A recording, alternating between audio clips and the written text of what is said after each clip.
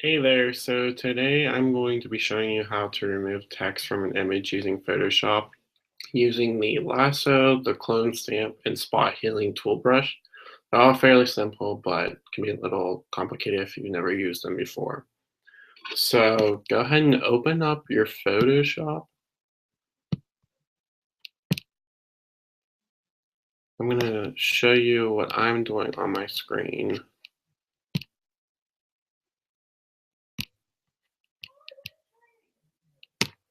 All right, so go ahead and go to File, Open.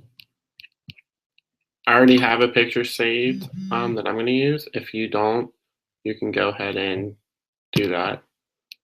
I'll go ahead and open my picture up. So I just pulled off some inspirational quote that I found on Google.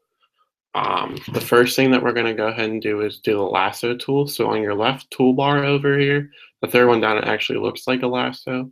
You can go ahead and click that with your trackpad. And I'm using a MacBook, so to do this, I'm going to hold in the Option key, and hold in my trackpad at the same time. So what you're going to do is take your clicker close to the text and hold in your trackpad, and then you're going to circle around the text. The reason I'm not a huge fan of the lasso tools because you kind of have to have a steady hand, and I don't. All right, so then you'll notice that that lasso you made, it's highlighted now.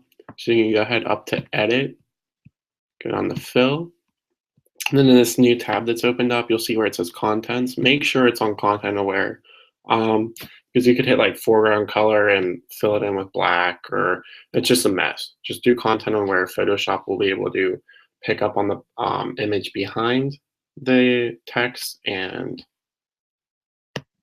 voila, just hit OK. And then you'll still have the lasso highlighted. All you have to do is click and the image, and it'll disappear. Pretty simple. So now we're going to go ahead and do the clone stamp tool.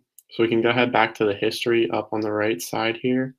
Just go back up to the original picture. The clone stamp tool I'm not a big fan of. I would recommend it if you have a white background and plain black text. That would probably be simple, but when you have stuff in the background, like these clouds where there's different textures, different colors, can kind of get messy. But anyway, on the left toolbar, go ahead down right underneath the tool brush. You'll notice a little stamp over here. That's the clone stamp tool that we'll be using. And then you'll notice instead of a pointer that we're usually used to, there is this little circle. If you hold in the Option key, you notice that that circle fills up with crosshairs. That is going to be the image that you are cloning or copying whenever you are doing this. So go ahead and hit Option and then click your trackpad on the part of the image that you want to copy. So I'm just going to copy this little cloud part right here, and then go ahead and release the Option button. And you'll notice as I bring the circle over, I'm not actually doing anything yet, but it has the image already inside the circle saved. To cover up the text, go ahead and click it now. You can keep clicking. You'll notice that the letters are disappearing.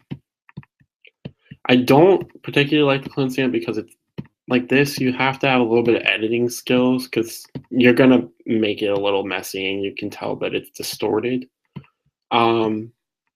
This picture isn't too bad since they're clouds.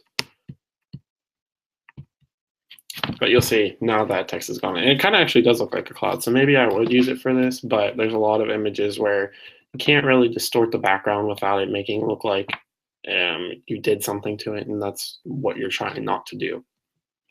So the last way I'm going to show you is the spot healing brush tool. Go ahead back up to your original image again, like we did before. And then your left toolbar, you'll see what looks like a Band-Aid over here. That's your spot healing brush tool. And up top here, you can choose the size of the brush. I usually leave it around 30. And over here, you'll see type. Again, you want to do content aware like we did with the lasso tool. And all you're going to do, this one's pretty easy. You can either click to start getting rid of the image, or you can hold in your trackpad. And notice it's kind of highlighting the letters in a darker gray. And once you release, they're gone. This way to me is pretty, like, it's pretty simple. It's probably my favorite out of all three of them just because of how easy it is. The only problem I do have is whenever, depending on the picture, it can make it pretty blurry. So let's see here. You can notice the clouds are a little bit blurry now because of that. You can go back up to type and create texture, and you can start adding a little bit of texture to make it look like they're actual clouds, and you didn't distort the image. I'm doing that, and then I'll go back up to content aware again and just kind of click on the spots that I edited, touch them up a little bit, make them not look like I did anything to them. And that's the spot healing brush tool. So like I said, all three of these are pretty simple, pretty quick.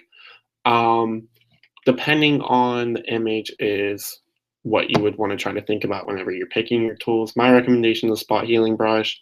I think the lasso tool is pretty effective too. My hand shakes too much to actually enjoy it. The clone stamp tool can be useful, but definitely my last recommendation. But I think all of them have their purposes and uses depending on what you're trying to do.